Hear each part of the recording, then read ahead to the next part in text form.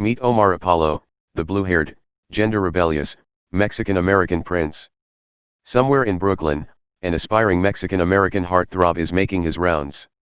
Towering at 6 feet 5 and crowned with a punk shock of teal hair, Omar Apollo emerges from a COVID-19 testing site, then ducks into the back of a black cab and heads for the Soho nail salon in Manhattan.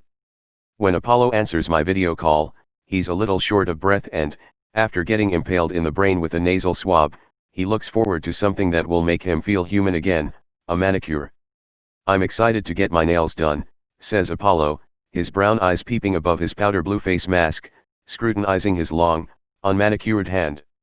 Like, Gabriel. Pandemic be damned, Apollo is an artist in constant orbit.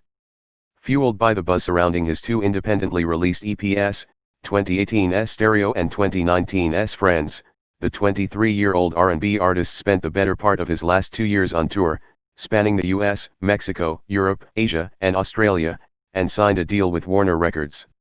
It was during a brief respite in his apartment in Glendale that COVID-19 brought the world to a grinding halt, and it seemed that Apollo would be grounded, indefinitely. "I had my friends and cousins visiting when LA went on lockdown," says Apollo. "There were so many of us in the house we put on gloves, stocked up on food and said, we're not leaving." And so he hunkered down in his bedroom/studio to begin writing and recording his upcoming mini-album, Apollo, out Friday. Apollo courses with a lava-like funk groove that playfully shapeshifts across various genres, and features collaborations with an eccentric assortment of guests, Colombian singer-songwriter Kali Uchis, Parliament funkadelic bassist Bootsy Collins and Strokes guitarist Albert Hammond Jr. At its gooey core, Apollo describes the record as some rock-s with a little soul, an autobiographical stream of consciousness written in the spirit of Prince, patron saint of genre-flouting freaks. The album was christened with Apollo's middle name, which he inherited from his grandfather Apollo. Born in rural Indiana to immigrants from Guadalajara, Omar Apollo Velasco taught himself how to play guitar from YouTube and kept up with the latest dance moves at the occasional quinceañera. "That's where I learned to dance bachata and cumbia," he says. His mother worked in his school's cafeteria, while his father delivered the food by truck. Apollo swears he was never too cool to give his folks hugs in front of his classmates. "I would come up and kiss them," says Apollo. "My mom always made me a nice, big plate of food every day." It was after a stint working at a local guitar center that he decided to start sharing his own original music, which he diligently written and recorded in his bedroom. In 2017, Apollo uploaded the song "Oh Got Me" to his SoundCloud page. Since then, the song has clocked over 30 million listens across multiple streaming platforms. Apollo soon leveled up from playing basement shows to headlining tours and eventually shared the stage with Selena's widower and former lead guitarist, Chris Perez, at a 2018 Selena for Sanctuary concert in New York City. "God, I was a nervous wreck," says Apollo of that night. "I was a little boy." Much like fellow Latinx newcomers Cuco and Kali Uchis, Apollo is part of a rising generation of self-starting Spanglish language artists who have captivated pop fans with their bicultural cool. But it's not your abuelo's brown-eyed soul. Much like his purple predecessor, Apollo pairs sensual riffs with lyrics that toy with sexuality, gender, and the myriad labels people use to define the two. As for Apollo, he doesn't subscribe to any of them. When I ask how he might identify under the LGBTQ umbrella, he simply says, "I'm just chilling." For all that he doesn't tell, he much prefers to show. In the video for his 2020 single Stay Back, Apollo exchanges furtive glances with a presumably straight guy at a party and inner turmoil ensues. "I get lots of beautiful messages from people," says Apollo of his LGBTQ fans. "It feels good to know that people find comfort in me expressing myself. If I want to wear a skirt, I wear a skirt. If I want to put on glitter, I'ma wear glitter, you know?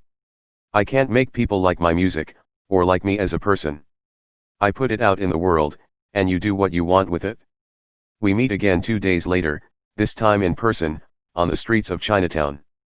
Apollo flashes his new nails, now whimsically adorned with tiny lightning bolts, smiley faces and 8 balls. Although he grew up in a fairly straight-laced, religious family, he says that his parents just wanted their kids to be good. They're pretty open-minded now. When his father last visited him in Los Angeles, he got a taste of Apollo's rock-starring quarantine lifestyle, surfing in the morning, watering the plants he bought during lockdown and eating caldo de pescado with a member of the Strokes.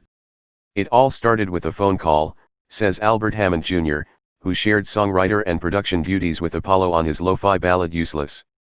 After swapping a couple of demos, Hammond came over to record at Apollo's house, where his father was making the tilapia stew. I ended up staying longer to hang out and eat, says Hammond. I was just absorbing a cool new energy. I felt very welcomed. I told my dad, Poppy, he's famous. Apollo says with a laugh. My dad had no idea, he just said, wow. While most of Apollo's output is sung in English, he pulls up the roots of his working-class Mexican upbringing in Dos Uno Nueve, 219, a corrido, or narrative folk ballad, which juxtaposes the austerity of his Midwestern childhood with his newfound success as an artist in Los Angeles. Strumming at his acoustic guitar with a fluttering swiftness, he sings in Spanish, Quiero ganar mucho más zeros, y disfrutar de lo que tengo, I want to earn more zeros, and enjoy what I have. With his official debut LP due in 2021, he's just wrapped up a sleepless week of recording sessions at New York's Electric Lady Studios. Apollo will then bound back to the Midwest on October 28, where he'll be the first in a series of up-and-coming stars to perform a live-streamed concert at Paisley Park, the home and studio of Prince. To carry the torch for his funk heroes in 2020 is no small endeavor, but Apollo says he's been well-schooled for the role. Bootsy Collins gave me lots of advice while recording, he says. We talked for like 2 hours on the phone. He said, making music is like making love. How so? Apollo sheepishly darts his eyes towards the street and grins. I'm not saying that in the LA Times.